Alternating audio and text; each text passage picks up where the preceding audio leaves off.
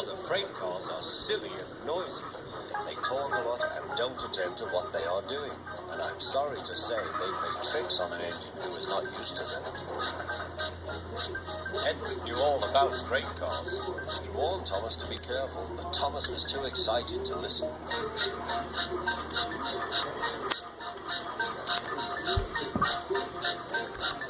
The shunter fastened the coupling, and when the signal dropped, Thomas was ready. The conductor blew his whistle. Peep, peep, answered Thomas, and started off. But the freight cars weren't ready. Oh, they screamed, wait, Thomas, wait. But Thomas wouldn't wait. Come on, he puffed. All right, don't fuss. All right, don't fuss, grumbled the cars.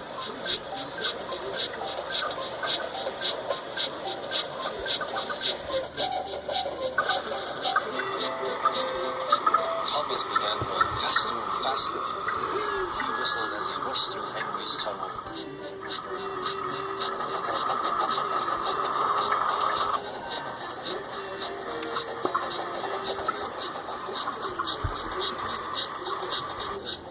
Hurry, called Thomas. He was feeling very proud of himself. But the cars grew crosser and crosser.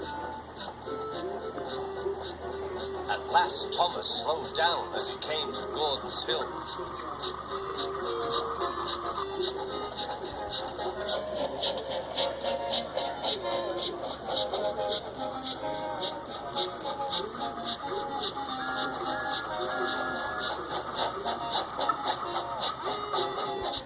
Steady now, steady, warned the driver as they reached the top. He began to put on the brakes. We're stopping, called Thomas. No, answered the cars, bumping into each other. Go on.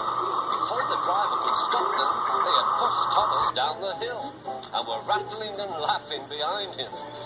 Poor Thomas tried hard to stop them from making him go too fast. Stop pushing, he hissed. But the cars took no notice.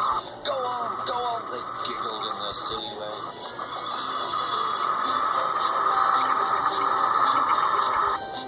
There's the station. Oh dear, what shall I do? He cried.